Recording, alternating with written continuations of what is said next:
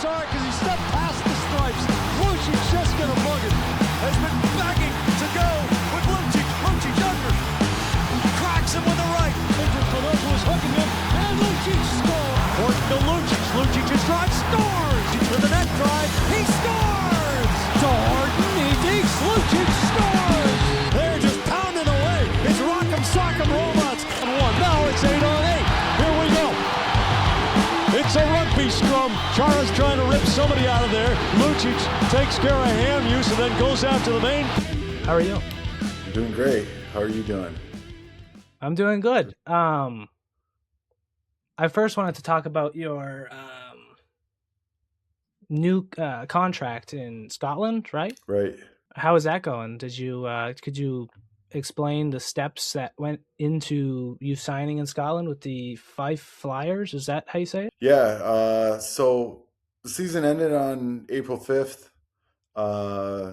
In Europe, the season ends and the playoffs all end a lot earlier than it does in North America.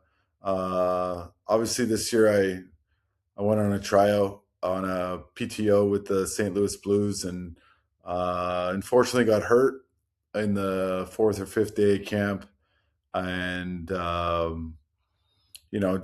did all the rehab and everything and then ended up in Springfield on a conditioning stint. And, I think I came back a little too early from my recovery and, it didn't really work out there. And also didn't help that the Blues were struggling. I had a pretty serious injury. I had a grade 3 groin tear where I tore, I think, like 80 or 90% of my groin, and which was kind of unfortunate because I'd never hurt my groin before. My body's always held up for me.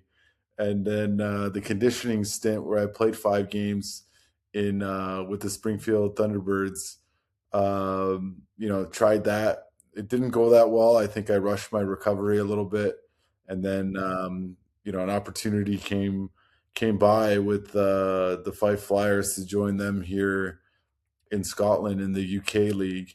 And reason for that was an old teammate of mine, Garrett Hunt, who I played junior hockey with, is captain of the team here.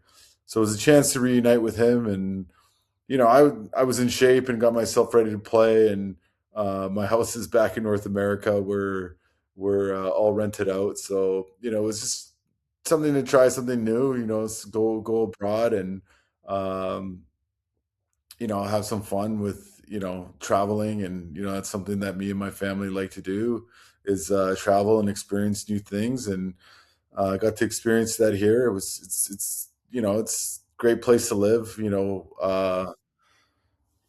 Fife, they play out of Kirkcaldy, which is, really close to Edinburgh, a major city here in Scotland, and also it's close to St. Andrews and all the golf and all that type of stuff, as a lot of people know hockey players like to do.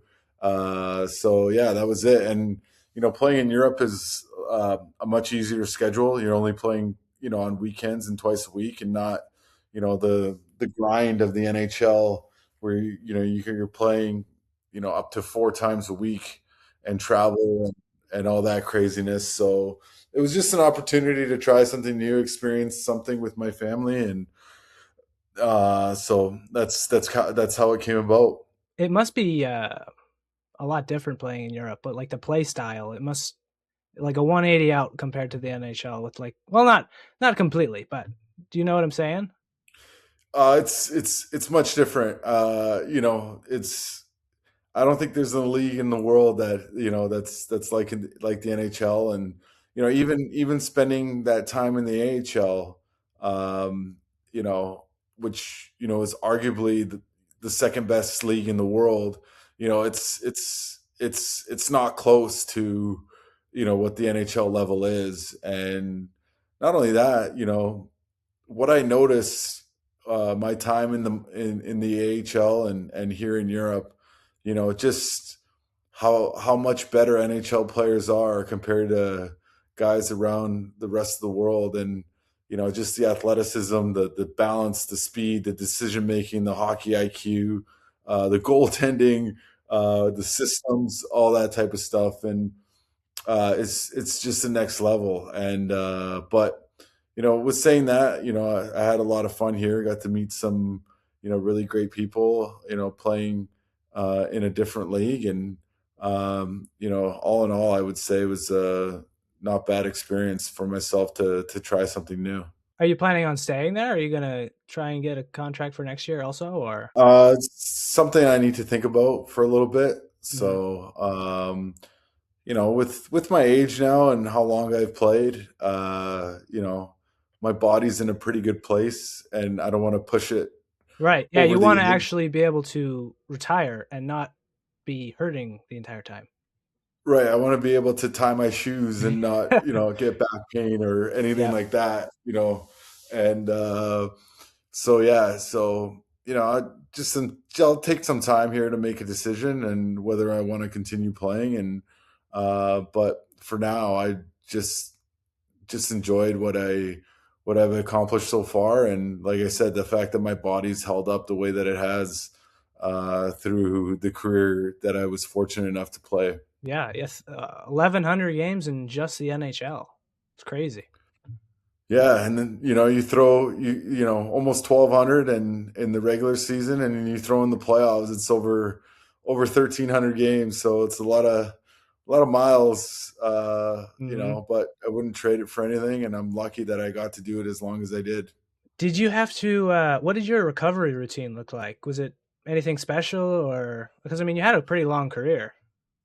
You know what? Not much. I wasn't a big massage guy. I wasn't a big cold tub guy. I wasn't, one of those guys that was spending a ton of time with recovery. One thing I did do is, I spent a lot of time in the off seasons, getting my body ready for the grind of an Hmm. NHL season. And, from 17 years old on, you know, I I worked out as hard as and trained as hard as I possibly could, so that I can play a certain style, on a year to year or game to game basis, whichever way you want to look at it. And you know, thankfully for genetics and Mm. how I took care of myself in the gym, my body was always able to hold up. And like I said, I didn't do much as far as recovery, uh,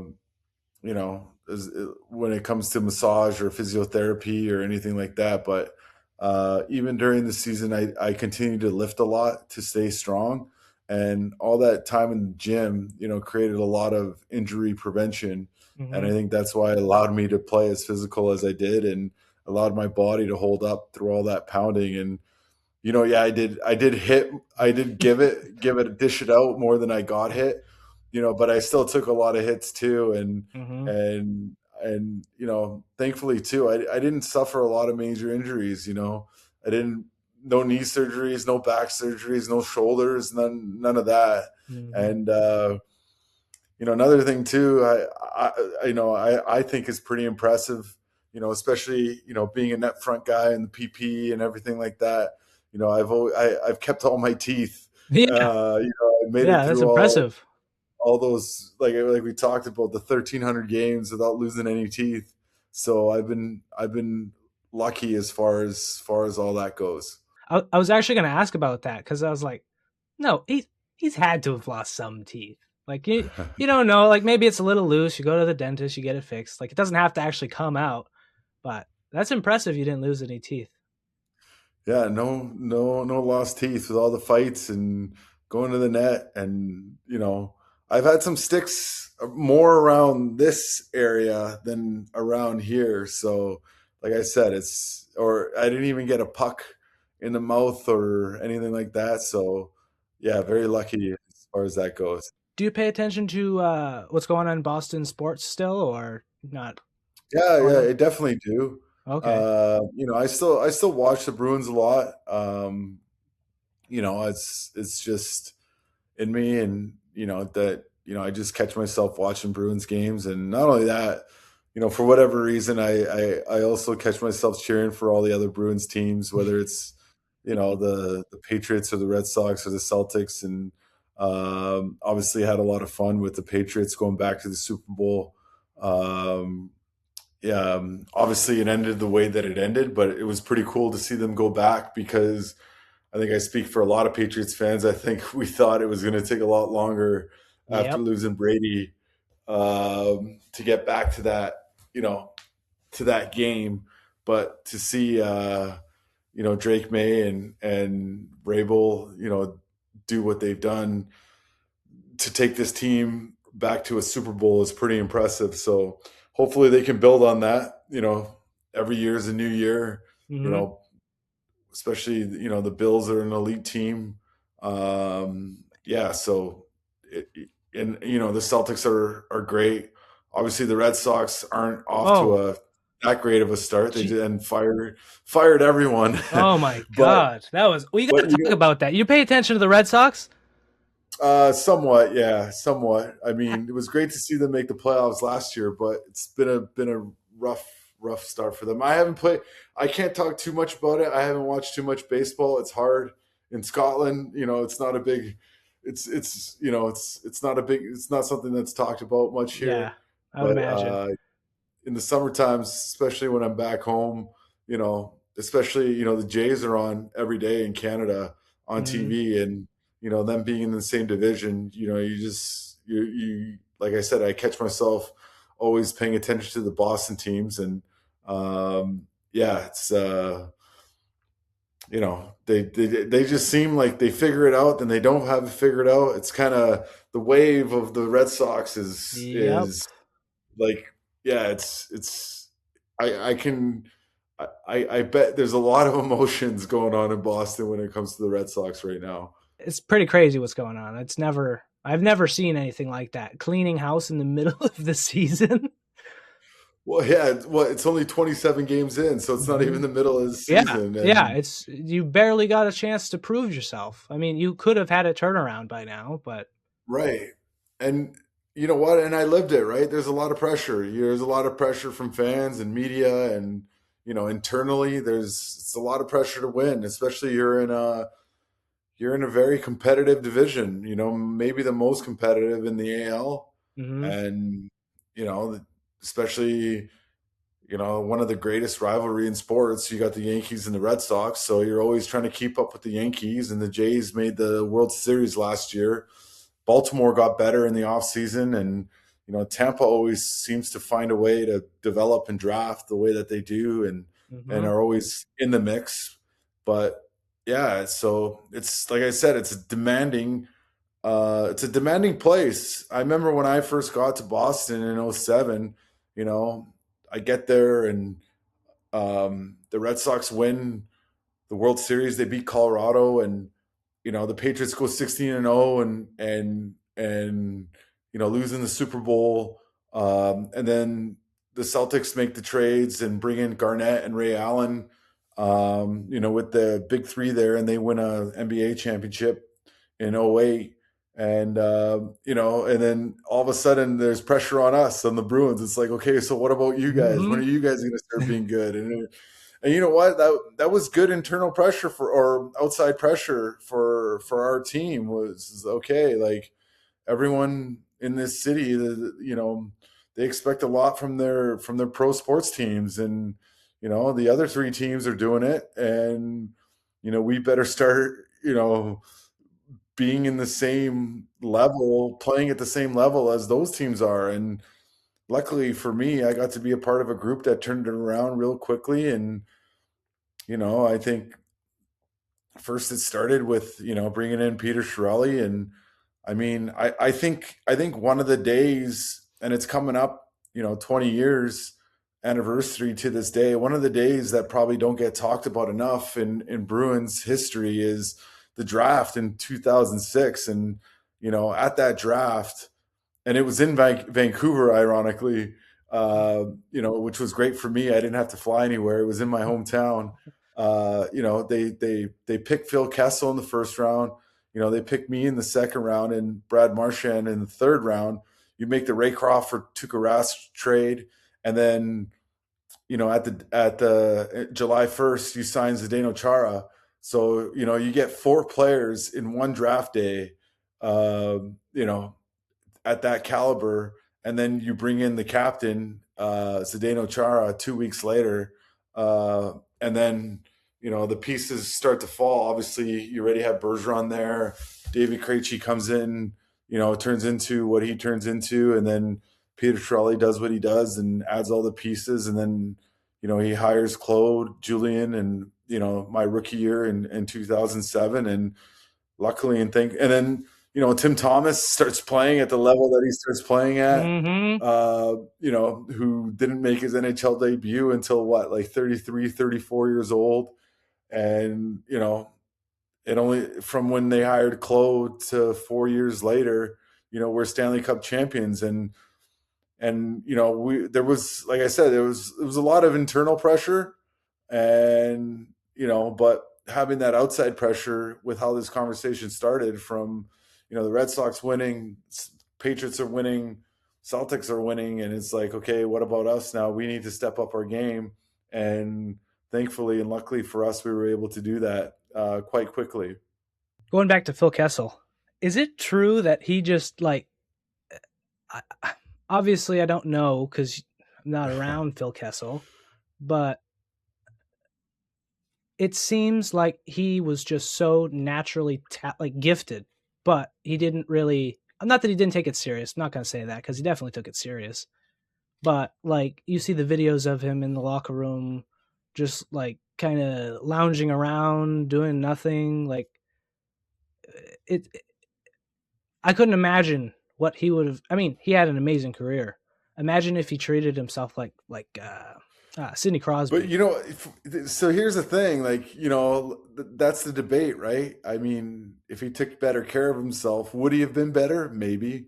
We don't know that. Maybe he was as good as he was because, Phil Kessel was Phil Kessel. And, like you said, he's probably one of the most naturally talented people that's ever come through the NHL and was able to do it the way that he did. And, he set an Ironman streak where he played over 1,000 games straight and didn't lose a game. And, I talked about injuries, right off the bat with this, and the fact that, he didn't get injured or even miss a game because of an illness, let's say food poisoning or he got the flu or something, Yeah.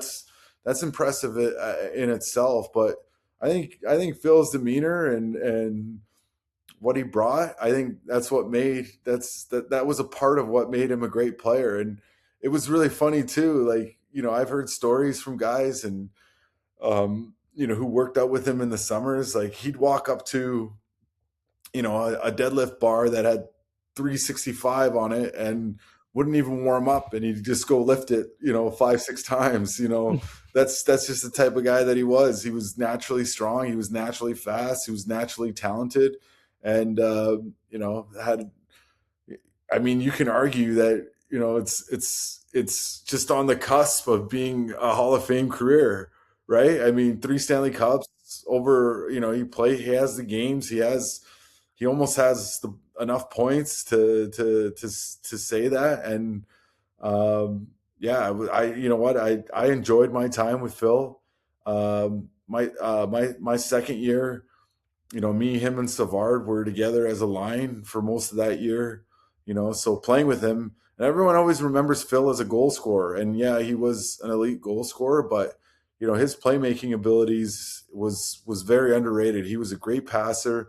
His hockey IQ was, top notch. And, it was a reason why he was a great player for as long as he was.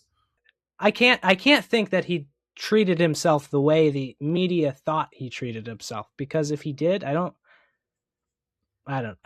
I mean, if I were running the Hall of Fame, he would already be in the Hall of Fame. People when I was saying, "Oh my God, look at Phil Kessel go!" Like in 2016, he was on the team in 2016 to the Penguins. People thought I was joking, because he doesn't look he doesn't look like a superstar athlete, but he is. He was. It's crazy. Right. You could go ahead. No, I was going to say, right. And I mean, he wasn't just a good hockey player. I mean, he was a good athlete. Mm-hmm. Like he was good basketball player, a good golfer. I mean, he was competitive even when we played ping pong, in the room. He was competitive even when it came to something like that. Mm-hmm. It, I, I, I also think that he didn't want the media to know too much about what he was doing. So, there's that perception as well. But, he did take care of himself. Yeah. You asked me about what I did as far as taking care of myself. He definitely took care of himself and like I said, had a great career. When I was in, I think, middle school, someone was just getting into hockey. I was trying, because I played hockey growing up. Well, not obviously, but I played hockey growing up, and I was trying to get someone into playing hockey, and they're like, I don't want to do that. So I look up Ryan Miller hit through glass. I show it to them. They thought it was the coolest thing ever, and they signed up to play hockey. Oh, yeah, that wasn't Ryan Miller. That was Van Ryan, but Was it? no, yeah, it was a D man. He was playing on Toronto at the time, Mike Van Ryan, and yeah, I was just forechecking and he was actually we were on the power play and he dumped the puck out and I just went to finish my check on him because that's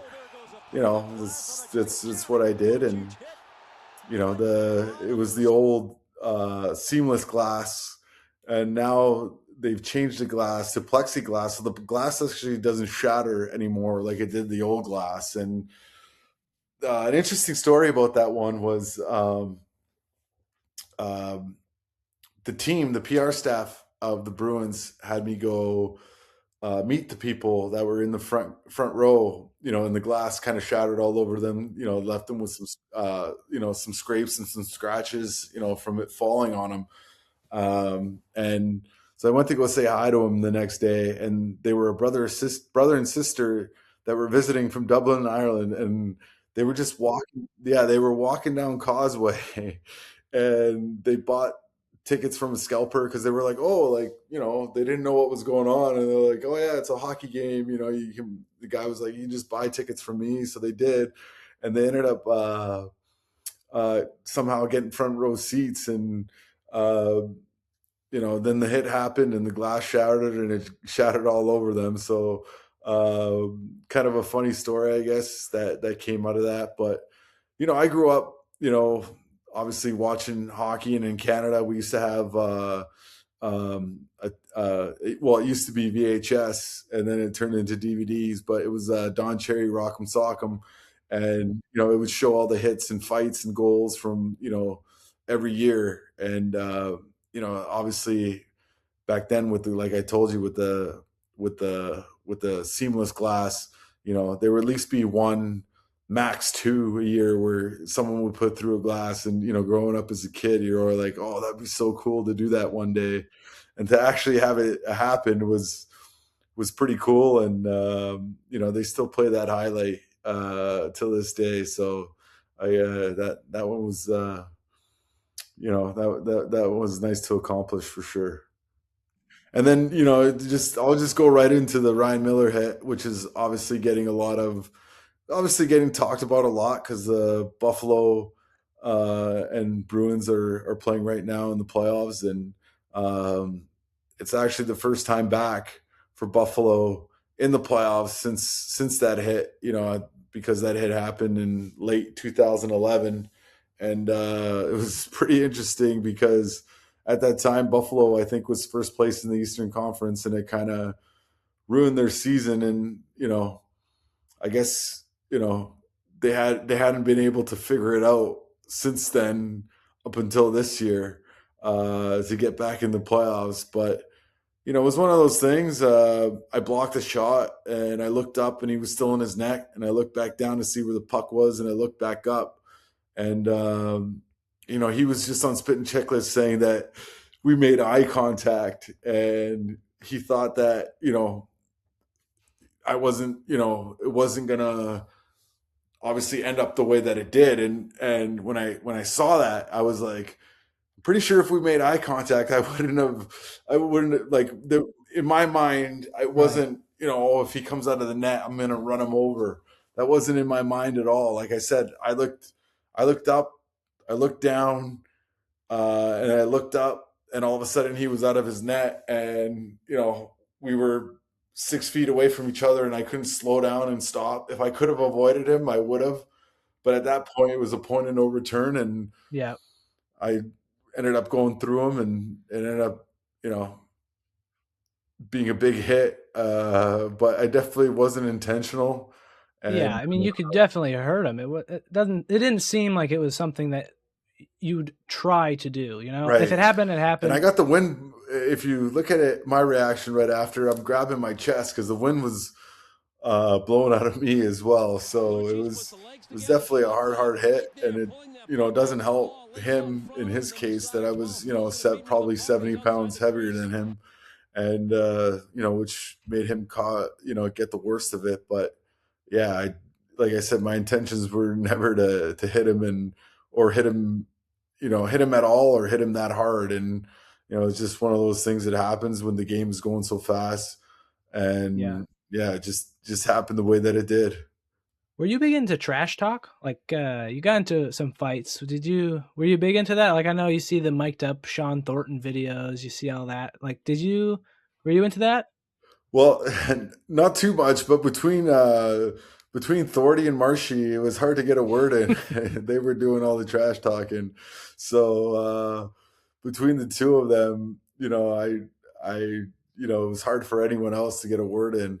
But no, I was never too big of a trash talker. Obviously, I would say things whenever I felt I needed to say something, but for the most part, Mhm. I wasn't a big trash talker, that's for sure. Yeah. Going back to Buffalo, you're saying they hadn't figured it out till now, but they definitely figured it out in a 6-1 win today. That's awful. I can't believe. And did you see? I'm not sure if you've watched it, but Swayman, he was getting back on the bench and he yells at the entire bench. Like a 6-1 win loss. You, especially with Swayman in net, it's not all his fault. I don't.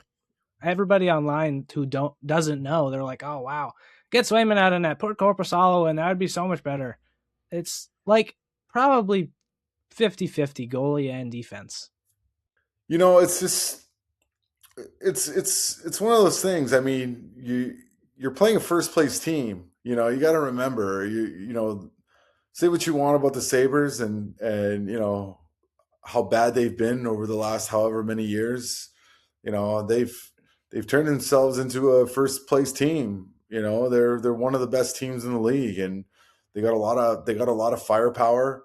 Especially with their defense. They probably got one of the best defense as far as how skilled they are, and you know games like that can happen, and sometimes those games can work for you and against you. Like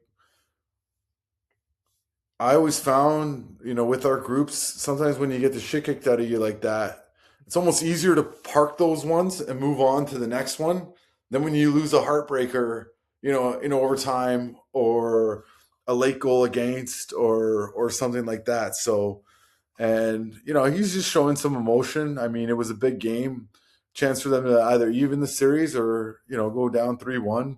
Obviously, he wasn't happy with it. And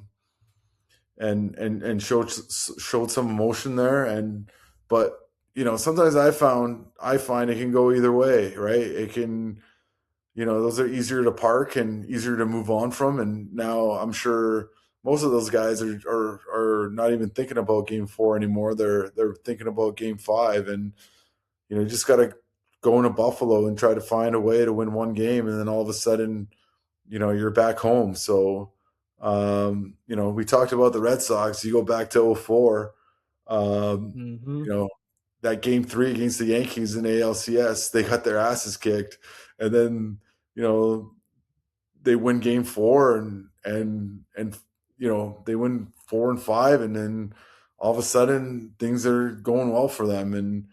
And yeah, so for them right now, their series isn't over. You just got to go into your mindset has to be you just got to win one game, right? You got to go into Yep. Buffalo and try to win one game, and then you can focus on the next one if there is a next one. Right. Yeah. But but like I said, sometimes when you get beat like that, it's easier to move on from, and sometimes it can kind of kickstart something. Your pride in you. It's like, okay, we can't let something like that happen again, and lights even more of a fire underneath you, and emotions run high. Especially when you're playing at the highest level and you're in the playoffs, and when you show emotion, it's a good thing, and hopefully they can rally around it versus separate from it. So we'll see what kind of character this group has going into Game 5. Yeah, I mean, see what kind of character this group has. I mean, they might. I would think it'd be hard to have a direction. You don't have a captain on the team. They have three assistant captains. It's I don't know. I don't know if that matters too much, but Yeah, then I don't know if it matters too much, but it's they've been down and out a lot of times this season. They've mhm, a lot of teams didn't have him. Didn't no. I think a lot of people. I would say 90% of people didn't even have them making the playoffs, or even they were talking about them possibly even being a lottery team. With the makeup of their team going into this year, and Marco Sturm's gone in and with his coaching oh yeah, staff done a good job and put a plan for them that's given them success. And I mean, they were down, like I said, they were down and out, around Olympic time. They weren't that in that great of a position, and right. they just kept finding ways to win. They, showing resiliency and showing character, and found a way to win big games throughout the year. So those are the things that you go back to, right? Regardless if you have a captain or not, you still have Pasternak that's been there. You have McAvoy. Those are the leaders and the captains that you fall back on, and those are the guys that need to step up and lead the group going into a big game like Game 5. hmm Um, talking about coaches, it's crazy how well Marco Sturm has done. Like Alex Cora just got fired, but he had a pretty average team. Well, I shouldn't say that. I mean, management traded away Alex Bregman and traded away Alex Bregman this past season and Devers last beginning of last season. So it doesn't really, uh, you know what I mean. Yeah, He has had to do the most work, in my opinion, out of any coach in the four major Boston sports. Like Joe Mazzulla has an amazing Celtics team. He's an amazing coach. He also has an amazing team. right. Um, I don't think people are giving him enough credit. Like I posted on my Instagram, it was like a carousel, you know those. It was something about how I can't remember exactly what it said, but it was the Bruins are making the playoffs, and it was supposed to be a rebuild year. And then everybody in the comments was like, "Oh my god, it's not supposed to be a rebuild year." And I go back, I click on their accounts, and then I look at their comments previously on my posts because they follow me, and they're like, "Oh my god, next season's gonna be horrible. Rebuild year again." Like they're contradicting themselves, and they just want to be mad. That I found that's what it is. People just want to be mad at someone. If like whether it's in personal life, they just lash out on people in sport. Like I don't know. I don't know if that makes any sense, but that's what It I. does. It does. I think that's what social media has created, right? It's Mm-hmm. I would say it's 90% negative and 10% positive, and people just love to, you know, they love to jump on the bandwagon, and when things are going good, and they like to, like you said, they love to be mad, and they'll go on the team page, and just be mad, and they'll go at the individual, and like you said, be mad and with nasty comments and all that type of stuff. But it's just the world we live in now, right? I mean, Yeah. I remember when I started, there was no social media. There was no access to players. There was no access to teams. There was no comment section for Yeah. anyone to be mad at. So, it's what social media has created. And yeah, like, and it's highs and lows are crazy everywhere. I mean, you look at the Montreal Canadiens. Um, they were giving it to Kirby Doc after Game 2. Uh, to a point where I think he shut off his social media, and then he scores a goal in game 3, and they're chanting his name in the Bell Center, and they win game 3. So, it's just how it is, and as an athlete, it's really important not to get caught up in it. It's hard not to get caught up in it, but it's really important not to get caught up in it because, and I think as an individual, because social media, someone explained it to me, it's not real life. Mm-hmm. It's just a lot of people are just posting, good things and fantastical thinking things and all that type of stuff. Yeah, it's fun, but at the end of the day, like I said, as an athlete, you can't get you can't get caught up in the comment section or posts or anything like that. You just got to go about your day-to-day business and do what you got to do to try to help your team win on a game-to-game basis. I think that all started during COVID, like bad. Not didn't all start during COVID, but it almost gave people a voice. Being at home, doing nothing, they all felt comfortable to type whatever they wanted to type, and they don't have any repercussions for what they say. Yeah.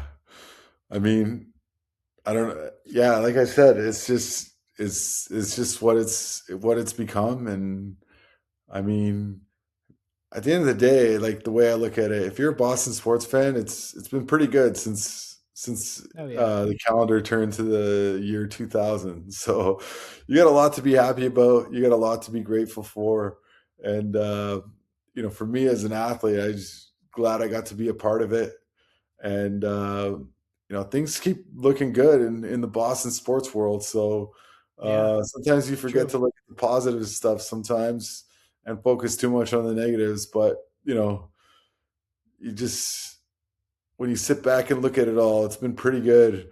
You compare it to being a New York sport fan. It's been Oh pretty yeah. good being a Boston sports fan, that's for sure. They have 3 teams for almost every sport. 2 teams, 3 teams, whatever it is. And I saw this fan graph. It was a comparison of different like sports hubs across the country, and Boston was number one. And they've got they've got 1 team per 4 major sports: basketball, hockey, Yeah, baseball, and uh, basketball. that's it.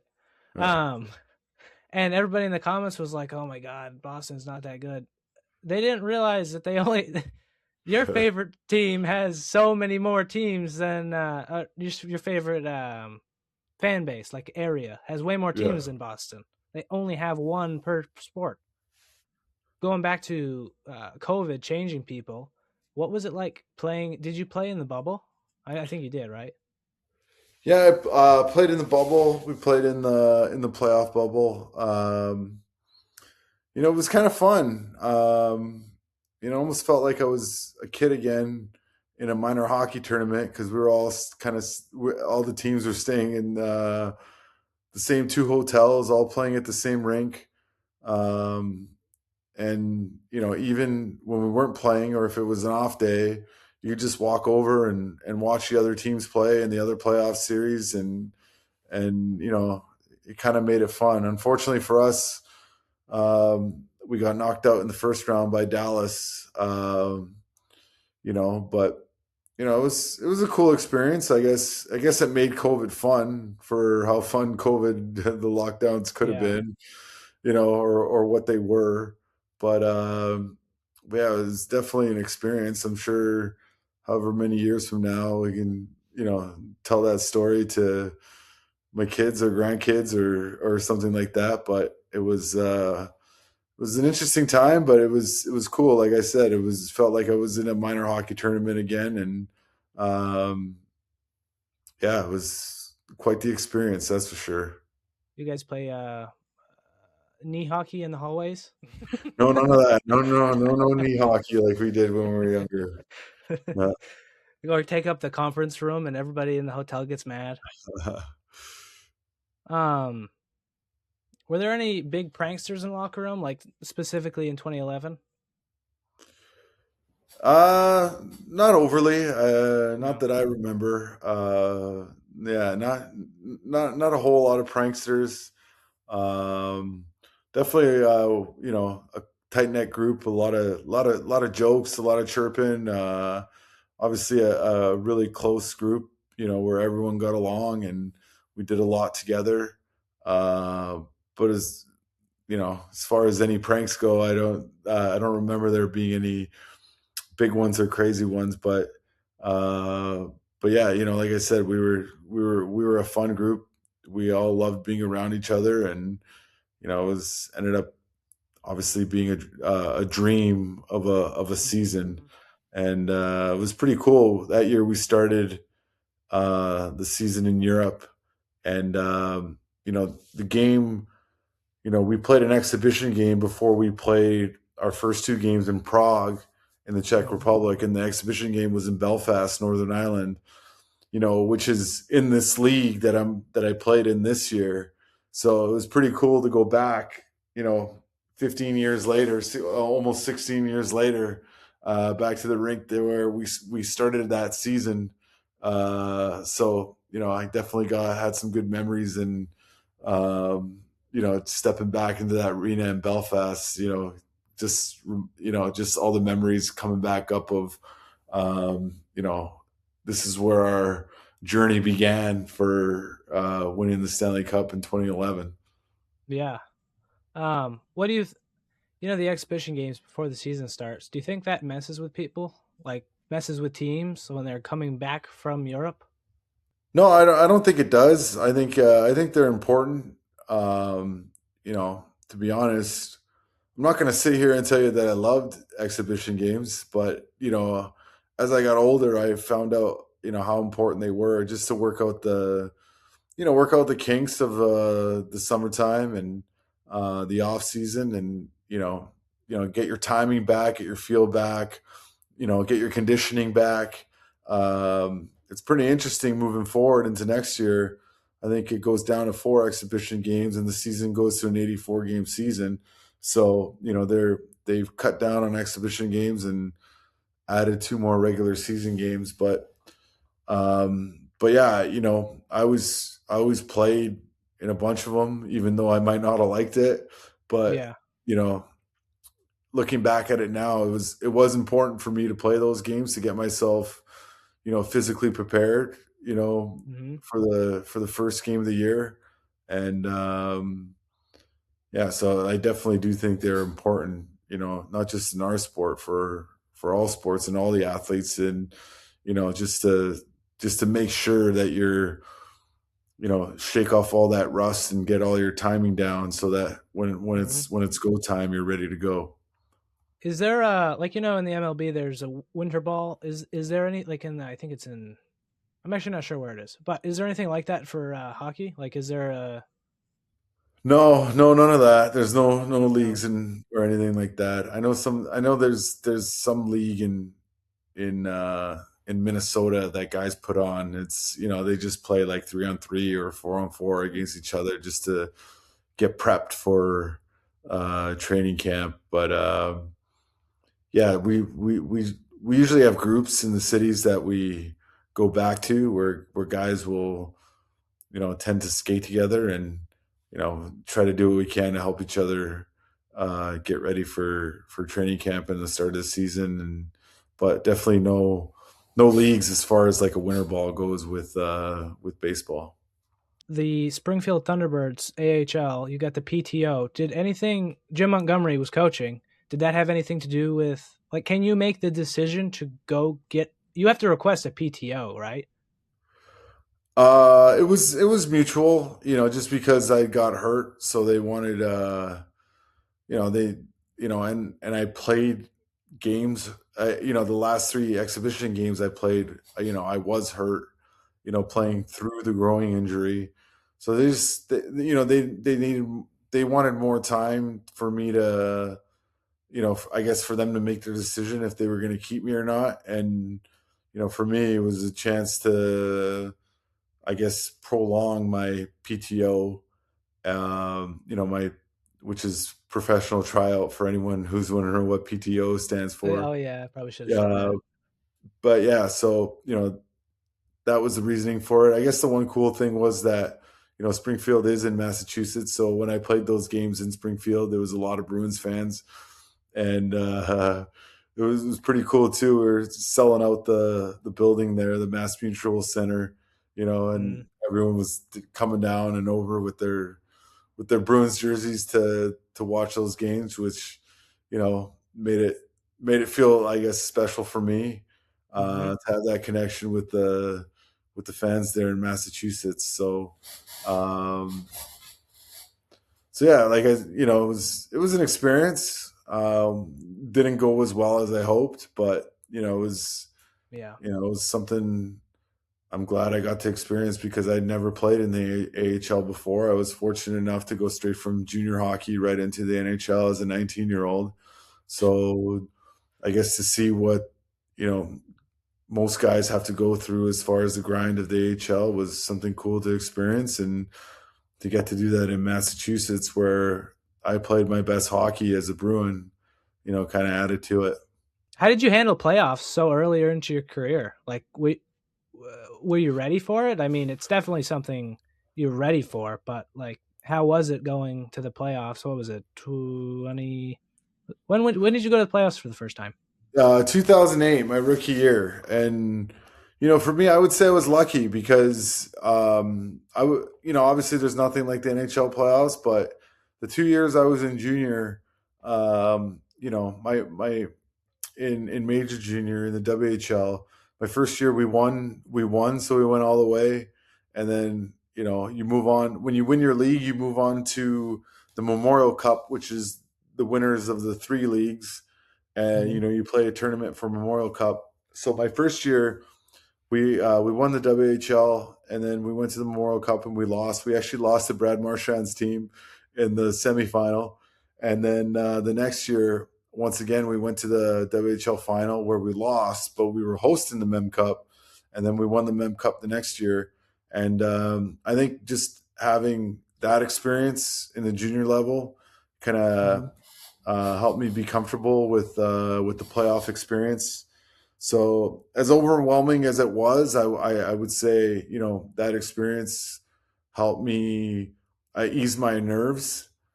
Yep. Not to mention, we're playing Montreal, and as a Bruins Montreal matchup, as a 19-year-old, the oldest, most intense rivalry in hockey right off the get go. Mm. And I've always been a guy that feeds off the energy. So um, feeding off the Montreal crowd, and then more so even feeding off the energy off the Boston crowd, just got me fired up for it. So yeah, just did my thing and went out there and had a lot of fun, and yeah, had a good experience my first time around, even though we were big underdogs in that series, and we took a team who was first place in Montreal to 7 games that year, and that they gave us a lot of confidence moving forward, and gave me a lot of confidence as an individual moving forward. People who don't really watch hockey, they could think, oh, like you had a specific role on the Bruins. I'm just going to go with Bruins because that's I think of Milan Lucic. I think of the Bruins. Uh, um, you had 30 goals in 2010, 2011. People, do you think people overlooked that side of your game? Because that's nothing to. Uh, That's pretty good. I don't know. I'm yes and no. I definitely don't think that the Bruins fans overlook that side. Actually, everywhere I've played, I don't think um, the fans overlook that side um, of what I brought to the team. Obviously, they loved the rough and tough stuff more than anything, but the Yeah, fact that I could combine the the goal scoring and the point production with it, you know, I definitely think it was appreciated by the fans and all the fan bases um, where I played. So um, yeah, yeah, definitely. I definitely think sometimes it's forgotten, but Um, but all in all, I don't think it was ever really underappreciated, and and mainly from my teammates. They knew what I brought as far as that went, and yeah, like I said, that season alone was a dream year. It was definitely a magical season. Like you said, I scored 30 goals in 2010-11. Led the team in points that year as well, and we ended up winning the Stanley Cup. So for me, it's the highlight year of all the years that I was lucky to play, and yeah, just looking back at it now, I'm just really fortunate and happy that I got to do something like that at the highest level, and I wouldn't have done it without my line mates and my teammates. And as good as I was, they made me good too, and I give them a lot of credit as well. It was really I was little watching 2010, 2011, but that's like the Red Sox won in 2013, I think. I don't really remember that. When you guys won in 2010, 2011. I remember watching that. I don't remember very specifics, but your goal production didn't really. I have it all right here.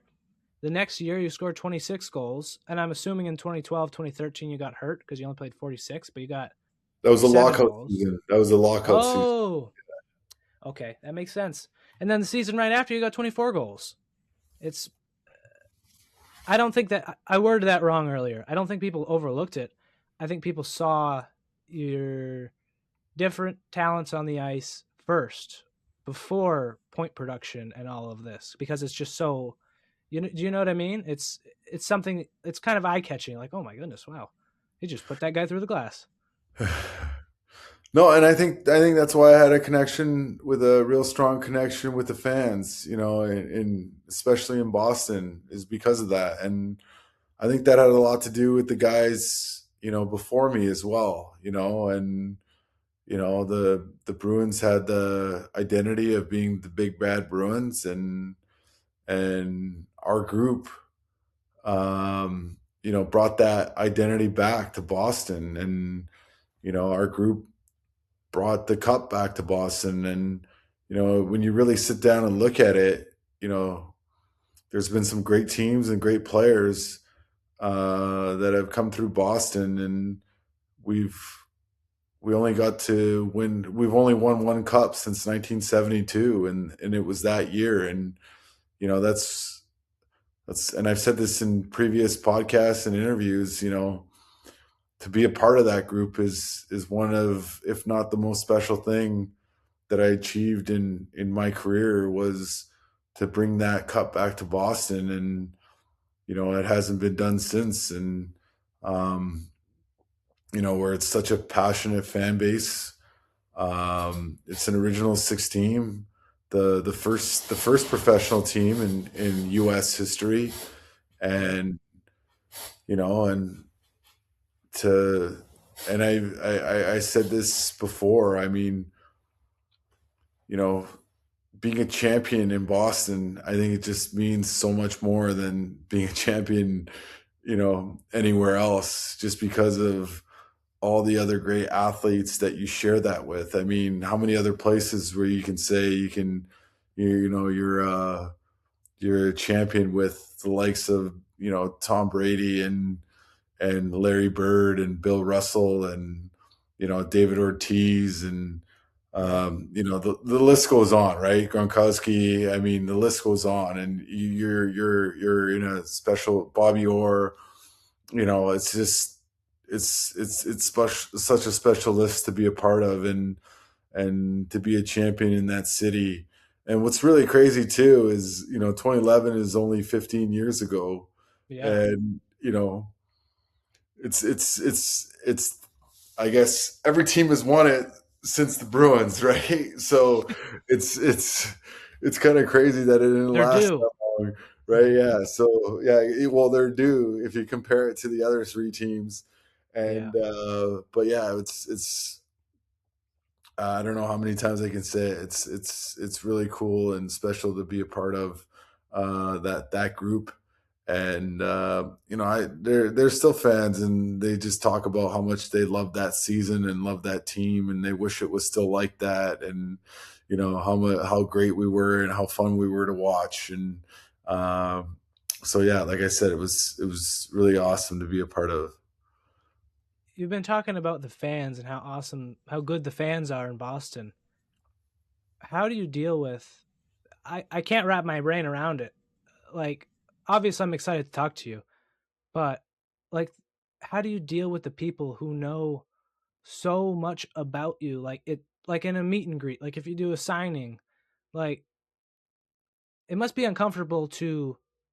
They know exactly who you are, everything about you, but this is a complete stranger to you. How do you deal with that? I always had fun with it. I just try to be personable, and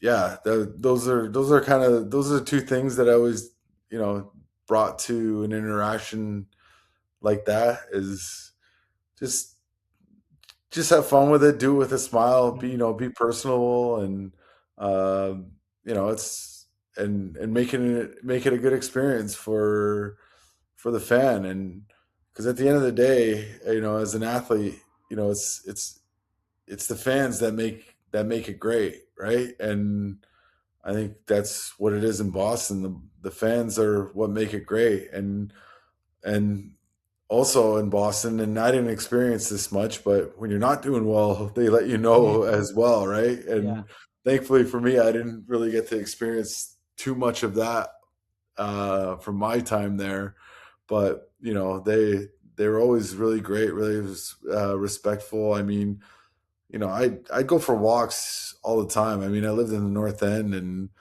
I was always out and about, and I was I ended up just being a neighborhood guy, right? Like it wasn't unusual to see me just walking around in the North End, just chit chatting with the locals and everything like that. Because I felt like that, and yeah, so it just kind of just came down to having fun with it and being personable. Yeah. I You gave the perfect answer, but that would be really hard to. Uh, there's some people that I imagine have a really hard time with it, and they just have to power through it because they're in the NHL or MLB or whatever. Huh. But I can't know, but I think I'd have a hard time with that. Um, After your professional career, which you haven't stated whether is still up in the air, um, do you think coaching would be in your future and like at any level? I don't know. I mean, definitely could be. We'll I guess we'll have to wait and see which avenue I decide to go down. I mean, one thing I do know is I love the game. I continue to watch the game. I mean, I've been watching as much playoffs as I can. It's hard when it's the time change and whatnot, but Mhm. like I said, I love the game. I'd love to give back to the game at some capacity, and whether it's coaching or some different direction. And um, I mean, so I haven't made up my mind as far as any of that goes, but I think it's something that I definitely would entertain if the opportunity was there.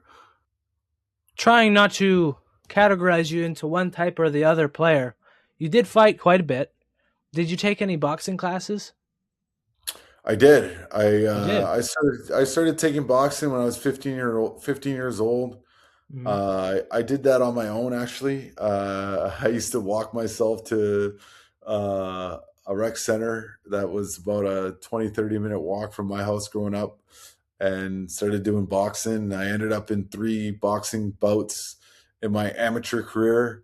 Oh Actually, one wow. of them is on one of them is on YouTube. Well, that's Uh, going to be in this podcast right here. You know that, right? yeah, I'm a strapping little. I don't even know. I think I was 16 years old there.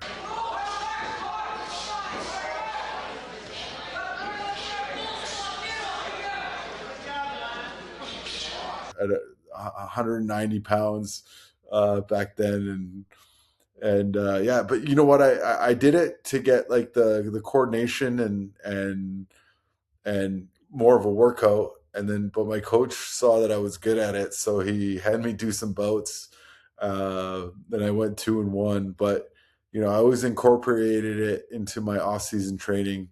Yeah, Hmm. you know, boxing, because I found it really helped with conditioning, and um, you know, it was just a great workout. And I found too, just you know, hitting the heavy bag and everything, somehow it you know, you even made my shot harder. You know, it was like, so Hmm. there was more to it. It wasn't just for the fighting. Obviously, it taught me how to throw a punch correctly, and you know, maybe take a punch. But you know, at the end of the day, there was a lot more that came with it. You know, like I said, with the athleticism that comes with the fighting or the boxing, the coordination that comes with the boxing, the skipping, the hitting the pads, the hitting the heavy bag, and you know, speed bag and all that type of stuff. So you know, you can take a lot of, you know, those skills and apply them to hockey, and it's always been a big part of my, like, my professional life and my off season training. So it helped me a lot for sure. Um, is there anything else you wanted to talk about? I don't want to keep you No, too no, long, you know? I think we're good. It's 1:30 in the morning here, and I Oh, got to be gee. with the kids at school. I forget about Well, that. I'm sorry. yeah, yeah. Okay. So, Well, I really appreciate you doing this. I mean, you didn't have to do this. I really appreciate it. Thank you for doing this. well, yeah. Thank you for having me. So, yeah, it's a good time for sure.